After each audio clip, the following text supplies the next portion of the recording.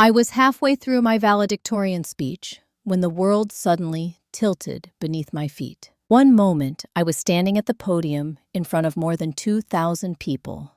Families cheering, cameras, flashing, professors smiling proudly. And the next moment, I couldn't see. The lights blurred into white streaks. My head felt like it was splitting open from the inside. I remember gripping the edge of the podium, trying to finish the sentence I had practiced for months. And then everything went black. I collapsed right there on the stage, on the happiest day of my life. Later I learned that while the ambulance was rushing me to the hospital, the doctors discovered something none of us expected. A tumor pressing against my brain. They said the surgery had to happen immediately. So the hospital staff did what hospitals always do. They called my parents once, twice, 10 times. No answer. 3 days later, when I finally woke up after surgery, the first thing I saw wasn't my mother sitting beside my bed. It wasn't my father holding my hand. It wasn't my sister crying in the corner. No, the first thing I saw was a photo on Instagram. My entire family smiling in front of the Colosseum in Rome. The caption read, "Finally taking a family vacation. No stress, no drama, just happiness." And in that moment, lying in a hospital bed with stitches in my head, I realized something that would change my life forever. They hadn't forgotten about my graduation. They hadn't missed my emergency surgery. They simply decided I wasn't important enough to come back for. But here's the strange part. 4 days later, my phone suddenly exploded with missed calls from them. Dozens of calls, messages saying things like, "Call us immediately. This is urgent.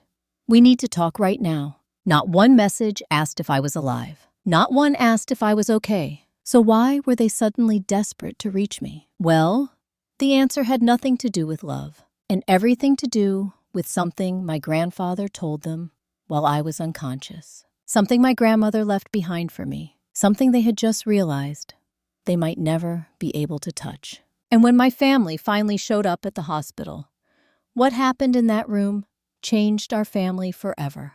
Before I tell you how it unfolded, take a moment to subscribe to the channel if you enjoy real-life stories like this. Many people watch these videos while cooking, driving, or relaxing in the evening, and subscribing helps you find the story again later if life pulls you away. And I'd love to ask you something.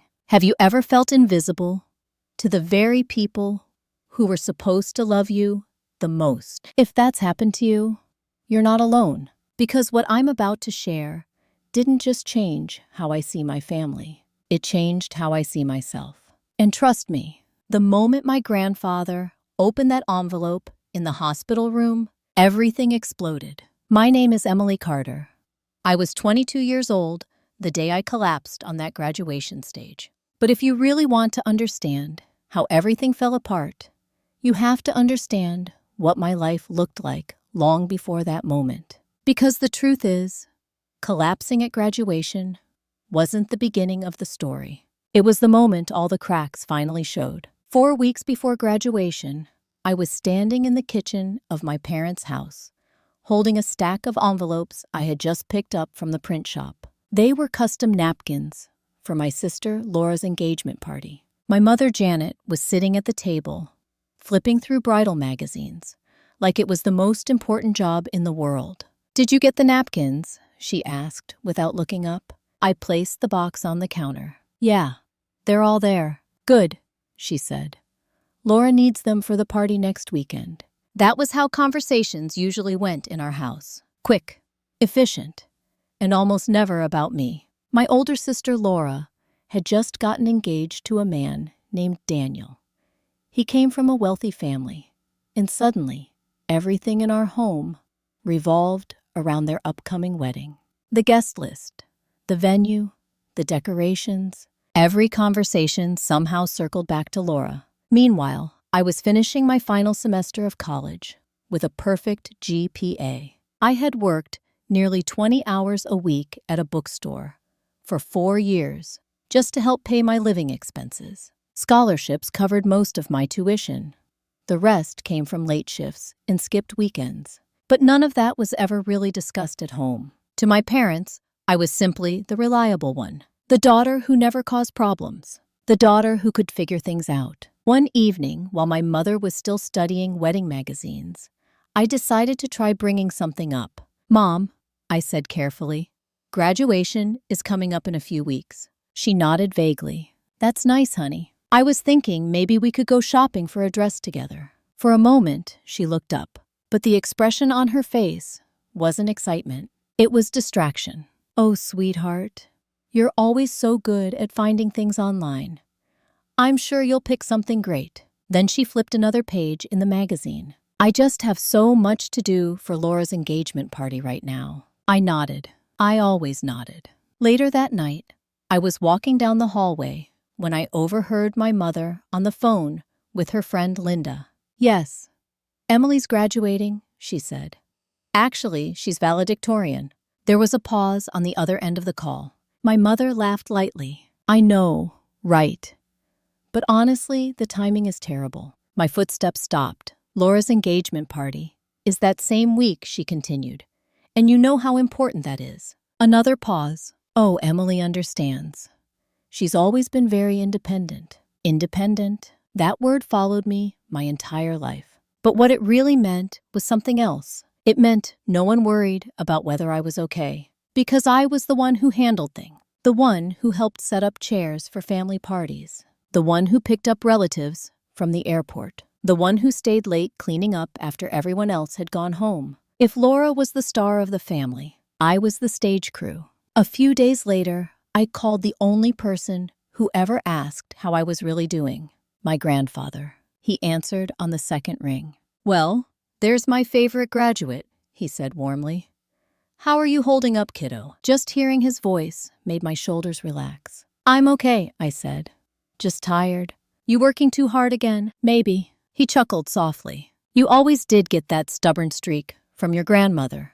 My grandmother had passed away before I was old enough to remember her. But everyone said I looked exactly like she did. Same dark hair, same sharp cheekbones. Grandpa asked about my finals, about my speech, and then he asked a question no one else had asked. "Do you have your graduation outfit yet?" I hesitated. "I'm still figuring it out." He didn't say anything for a moment. Then his voice softened. "Well, no matter what you wear, I'll be sitting in the front row." Something in my chest tightened. "You don't have to drive all that way, Grandpa." "Oh, yes, I do," he said. "Because I also have something I've been saving for you." "What is it?" I asked. "It's something your grandmother wanted you to have the day you graduated college." I felt a spark of curiosity. "What kind of something?" Grandpa laughed quietly. "You'll find out soon enough." At the time, I had no idea that small promise would end up changing everything. Because while my grandfather was planning to sit proudly in the front row of my graduation, the rest of my family was already planning something very different. About a week after that conversation with my grandfather, the house was in complete chaos. Boxes of decorations were stacked in the hallway. Flower arrangements covered the kitchen table, and my mother was pacing back and forth with a clipboard like she was directing a movie set. Laura's engagement party was 2 days away, and somehow, I had become the unofficial event coordinator. "Emily, can you pick up the cake tomorrow morning?" My mom called from the living room. "Emily, did you confirm the catering delivery?" "Emily, can you run to the store and get more candles?" Every request came one after another. Not once did anyone ask if I had plans. Not once did anyone ask how I was feeling. By that point, my head had already been hurting for days. A dull pulsing ache behind my left eye that refused to go away. I kept telling myself it was stress. Final exams, work shifts, family chaos. Anyone would have a headache. The night of Laura's engagement party arrived warm and clear. Our backyard looked like something out of a wedding magazine. White lights hung from the trees. Round tables were covered with elegant linens. A huge 3-tier cake sat proudly in the center of the dessert table. Guests started arriving just before sunset. Everyone was dressed beautifully. Champagne glasses clinked. Laughter filled the air. And just like always, I moved quietly in the background, refilling drinks, adjusting decorations, making sure everything ran smoothly. At one point, Laura grabbed my arm and pulled me toward a group of her fiancé's relatives. "This is my sister Emily," she said with a bright smile. I gave a polite wave. "She's the responsible one in the family," Laura continued. "Seriously, she keeps everything running." Few people nodded politely. Then Laura laughed and added, "She's graduating next week too, actually." One of the guests smiled. "Oh, really? What's your major?" "English education," I said. "Oh, so you're going to be a teacher?" Laura lifted her champagne glass. "Yep," she said. "She's going to spend her life grading papers and wiping chalk dust off her clothes." A few people laughed softly, not cruelly, just dismissively, like it was a harmless joke. I forced a smile. My face felt stiff. My head throbbed harder. Later that night, after most guests had left, I was standing in the kitchen, rinsing dishes, when my mother walked in. Her cheeks were flushed with excitement. "Emily, I have wonderful news," she said. I dried my hands. "What is it?" "We're going to Italy." I blinked. "What?" "Daniel's parents are taking us on a family trip," she explained, "to celebrate the engagement." "That sounds nice," I said carefully. "When?" My mother smiled brightly. "Next Friday." My stomach dropped. "Next Friday?" "Yes. We'll fly out in the evening." My voice came out quieter than I expected. "Mom, my graduation is Saturday morning." She waved her hand like it was a minor scheduling conflict. "Oh, I know, honey." I stared at her. "You know?" "Well, the flights were already booked when we realized," she said casually. "And Daniel's family planned everything so generously. So you're missing my graduation." My mother sighed. "Emily, don't make it sound like that." "How should I make it sound? It's just unfortunate timing." Just then, my father walked into the room. "What's going on?" he asked. "Emily's upset about the trip," my mother explained. My dad rubbed the back of his neck. "Sweetheart, you know we're proud of you." "Then why aren't you coming?" I asked. For a moment, neither of them spoke. Finally, my dad said something that stayed with me for a long time. "You're strong, Emily. You don't need us the way Laura does." The words hung in the air. Strong, independent, reliable, all the labels that had quietly pushed me to the edge of the family for years. My vision blurred slightly. I grabbed the edge of the counter. "Are you okay?"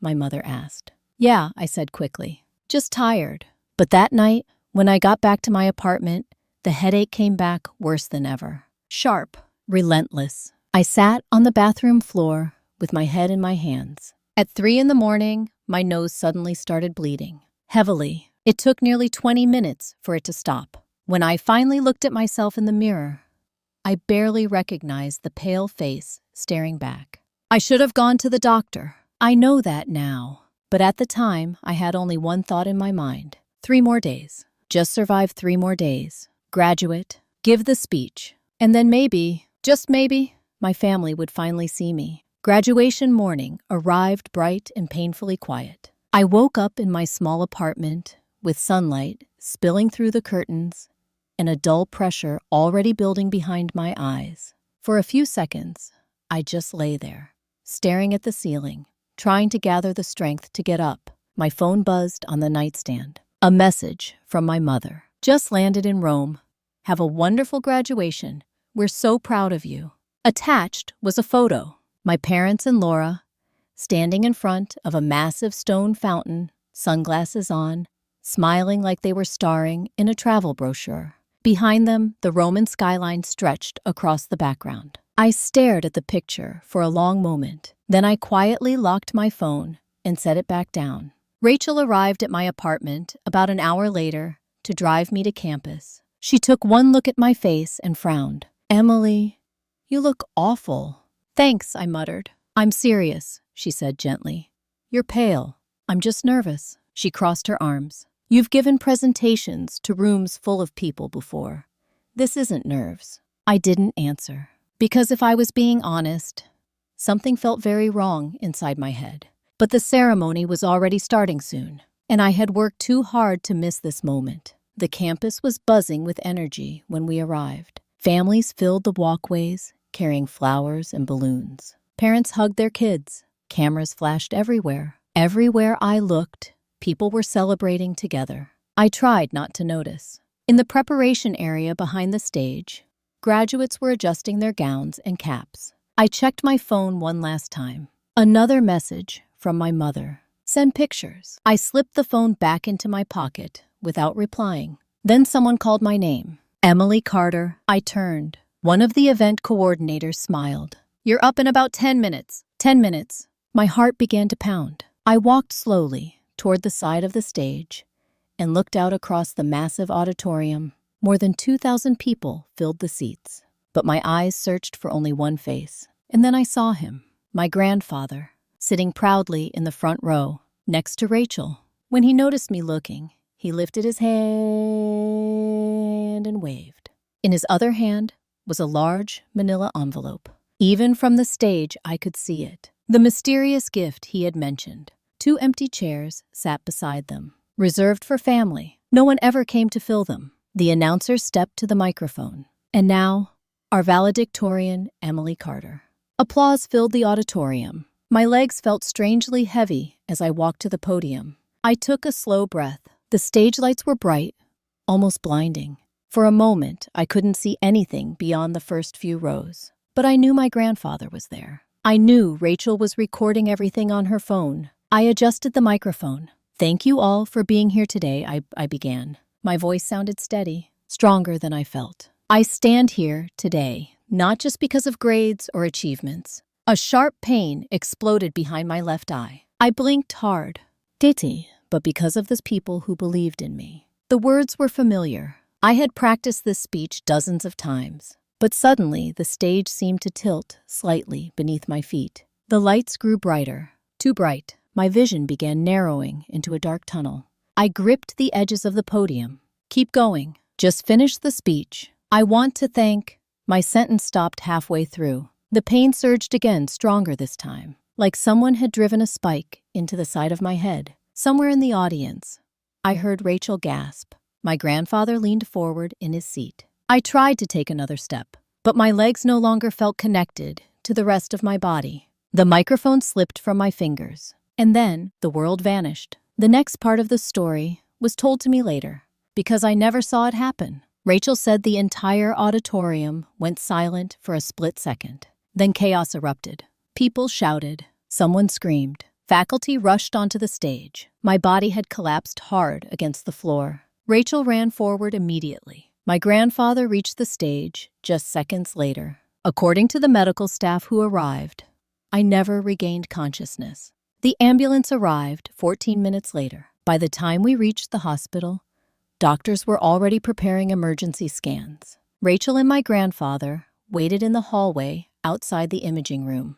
20 minutes later, a neurosurgeon came out to speak with them. The look on his face told them everything before he even said the words. There's a mass in her brain. Rachel said her stomach dropped instantly. What kind of mass? She asked. The doctor took a slow breath. A tumor. My grandfather gripped the edge of the chair beside him. How serious is it? The doctor didn't hesitate. It's pressing against critical areas of the brain. Rachel's voice trembled. What does that mean? It means, the doctor said gently, we need to operate immediately. And before the hospital could take Emily into surgery, they had to do one more thing. They had to call her parents. I don't remember the surgery. I don't remember the operating room, or the bright lights, or the doctors leaning over me. For 3 full days, I was completely unconscious. When I finally woke up, everything felt distant and slow. The first thing I noticed was the quiet beeping of a machine somewhere beside me. The second thing I noticed was the ceiling, white, perfectly still. For a moment, I just lay there, trying to understand where I was. Then I turned my head slightly, and I saw my grandfather. He was sitting in a chair beside the hospital bed, still wearing the same dark suit from graduation day. His arms were folded loosely across his chest. He had fallen asleep. In the corner of the room, Rachel was curled up on a small hospital couch wrapped in a blanket. They looked like they hadn't moved in days. My throat felt painfully dry. I tried to speak. It came out as little more than a whisper. Grandpa? His eyes opened instantly. For a moment, he simply stared at me, like he was afraid I might disappear again. Then his entire face softened. There she is, he said quietly. Rachel sat up so quickly The blanket slid off her shoulders. Emily. She rushed to the side of the bed. "Oh my God," she said, her voice shaking. "You scared us." "What happened?" I managed to ask. Rachel and my grandfather exchanged a brief look. Then Rachel answered carefully. "You had a brain tumor." My mind struggled to process the words. "A tumor. They removed it," my grandfather added gently. "The surgery went well." I blinked slowly. How long was I asleep? 3 days, Rachel said. 3 days. My gaze drifted to the small table beside the bed where my phone was charging. Something pulled at my memory. "Did my parents come?" I asked. Rachel hesitated. My grandfather's jaw tightened slightly. Neither of them answered right away. That silence told me everything.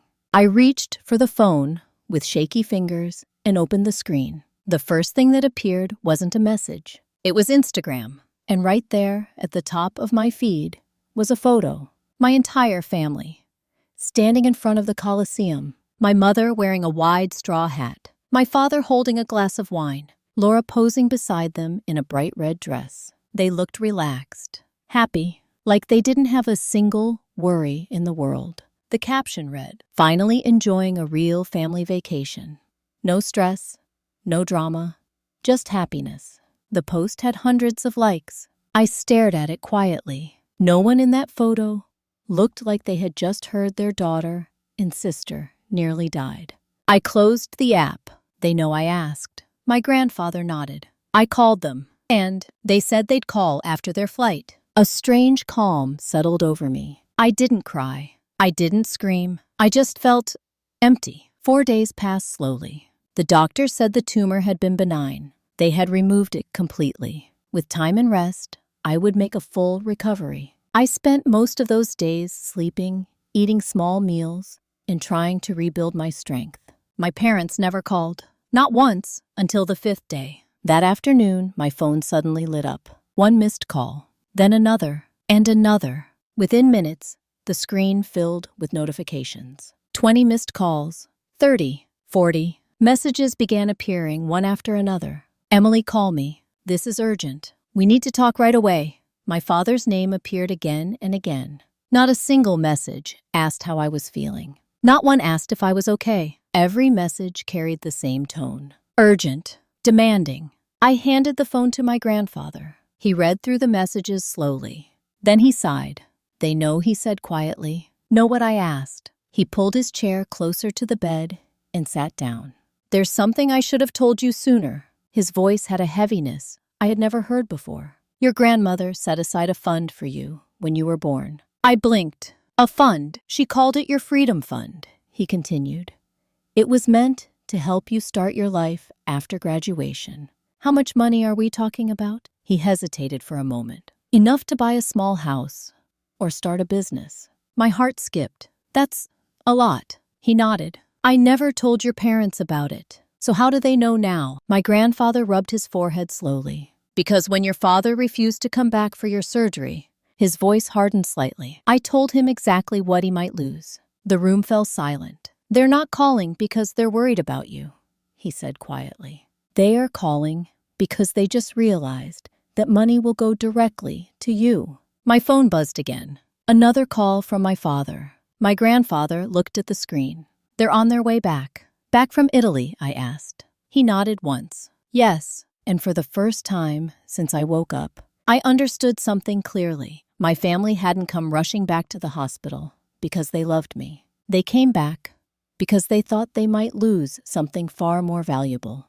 the inheritance they believed should belong to them. And the next afternoon, they walked straight through my hospital door. I heard them before I saw them. The sound of hurried footsteps moving down the hospital hallway. My mother's voice, sharp and impatient. "Which room is it?"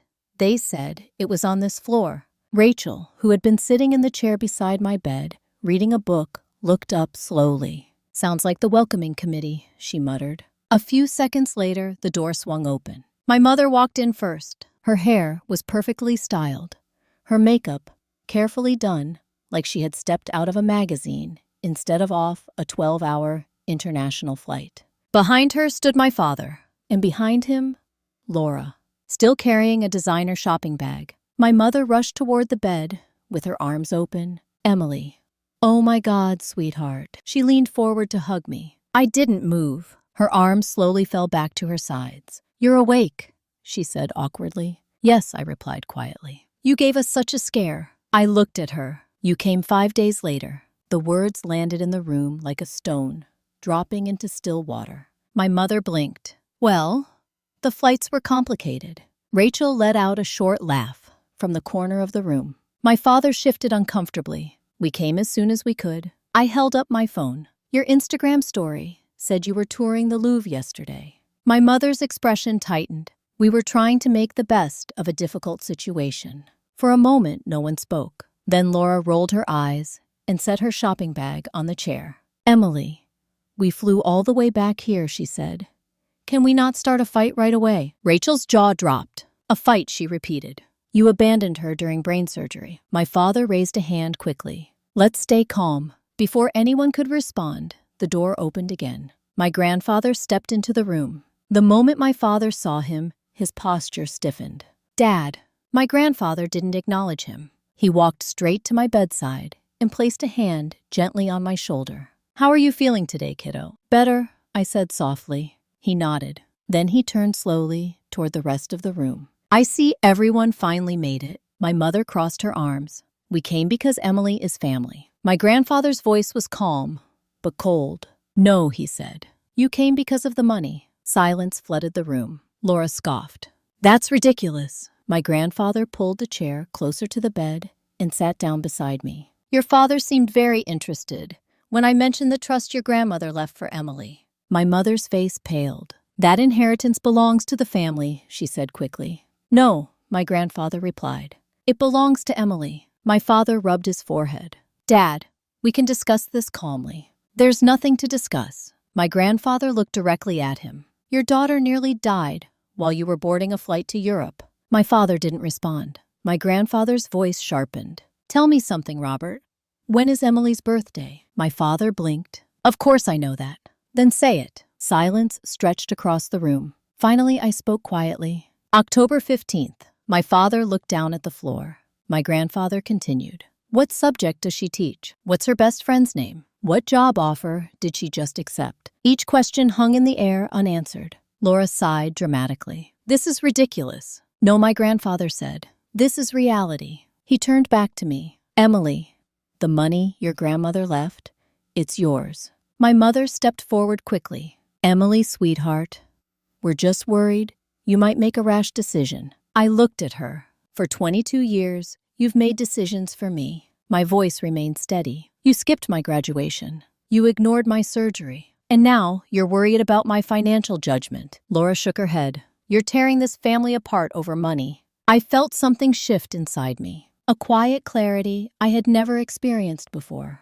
This was never about money, I said. It was about being invisible. My mother's eyes filled with tears. You know that's not true. Then tell me something. I replied gently. Why did you always treat me differently? She hesitated. And then, slowly, the truth came out. Because every time I looked at you, she whispered, I saw your grandmother. The room went still. She made me feel like I would never be good enough for this family, my mother continued. And you look exactly like her. I closed my eyes briefly. 22 years of confusion suddenly made sense. When I opened them again, I felt strangely calm. Mom, I said quietly. I'm not her. Tears slid down her cheeks. I know that now. I took a slow breath. I don't hate any of you. Everyone in the room looked at me. But I'm not going back to the way things were. My grandfather placed the envelope in my hands. This belongs to you. I held it carefully. This money gives me a chance to build my own life, I said. Laura shook her head. You're being selfish. I looked at her. I nearly died, I said softly. You went shopping. For the first time, Laura had nothing to say. One by one, they slowly left the room. My mother, last of all, she paused in the doorway. I'm sorry, she whispered. I didn't answer, because some apologies arrive years too late. But as the door closed and the room grew quiet again, I realized something important. For the first time in my life, I wasn't invisible anymore. Stories like Emily's are more common than many people realize. In my years studying family dynamics and human behavior, I've seen a pattern repeat itself again and again. In many families, one child quietly becomes the reliable one, the one who solves problems, the one who doesn't complain, the one who learns very early in life that being strong is the safest way to survive. Psychologists sometimes call this role the invisible child, not because the child lacks value, but because everyone else becomes so used to their strength that they stop looking closely enough to see their pain. What happened to Emily at that graduation wasn't just a medical emergency. It was a moment of clarity. For 22 years, she believed that if she worked harder, achieved more, sacrificed more, eventually her family would see her. But life has a way of forcing the truth into the open. Sometimes that truth arrives quietly, and sometimes it arrives when the person you thought would always be there simply doesn't show up.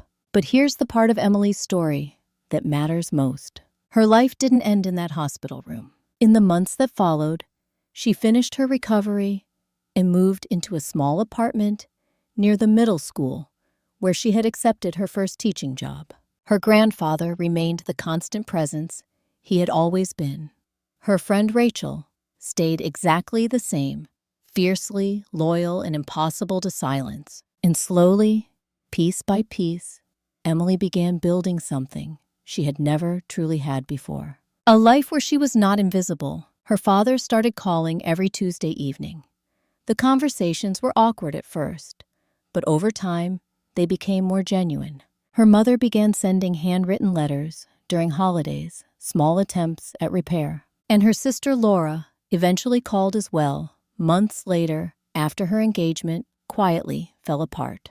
That conversation wasn't easy, but it was honest in a way their relationship had never been before. Not everything healed overnight. Families rarely do, but something important had changed. Emily had finally stopped chasing approval from people who had never learned how to give it. Instead, she built a life around the people who showed up. Her students, her grandfather, her closest friends, and eventually, herself.